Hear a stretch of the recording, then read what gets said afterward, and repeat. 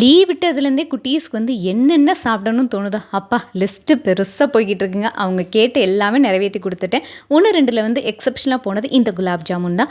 ரொம்ப நாளைக்கு முன்னாடி ஒன்று வாங்கினா ஒன்று ஃப்ரீ குலாப் ஜாமுன் பாக்கெட் வாங்கிட்டு ஒன்று யூஸ் பண்ணியாச்சு, ஒன்று வந்து ஃப்ரிட்ஜிலே போட்டு வச்சிருந்தேன். கடைசியில் பார்த்தா அது எக்ஸ்பயர் ஆயிடுச்சு. பட் இருந்தாலுமே குட்டீஸை டிசப்பாயிண்ட் பண்ண வேண்டாமேன்ட்டு கோவா வச்சு செஃப் தீனா சாரோட சேனலில் பார்த்து ஒரு குலாப் ஜாமுன் ரெசிபி தான் ட்ரை பண்ணியிருந்தேன். செம்ம சூப்பராக கிளியர் கட் எக்ஸ்பிளைன் பண்ணியிருந்தாங்க.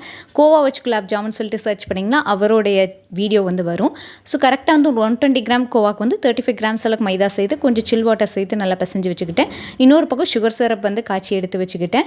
ஸோ இந்த கோவாவில் செஞ்ச குலாப் ஜாமுன் சொல்லவே வேணாங்க, டேஸ்ட் அவ்வளோ சூப்பராக இருந்துச்சு. கண்டிப்பாக ஒரு தடவையாச்சும் லைஃப் டைமில் இந்த குலாப் ஜாமுன் ட்ரை பண்ணி பாருங்கள். இப்போல்லாம் எந்த ஒரு வீடியோ பார்த்தாலும் சரி 2 குட்டீஸுமே பக்கத்துலேயே உட்காந்துக்கிறாங்க. ஸோ இந்த வீடியோ பார்க்குறப்ப அப்படி தான், அதில் வந்து 2-3 காலா ஜாமுன் செஞ்சு காட்டியிருந்தாங்க. அதே மாதிரி எங்களுக்கு செஞ்சு கொடுங்கன்னு கேட்டிருந்தாங்க. டேஸ்ட் எல்லாமே செம்ம சூப்பருங்க. பட் சுகர் சிரப் செய்த குட்டி மிஸ்டேக் பண்ணிவிட்டேன், மற்றபடி ஓகே தான்.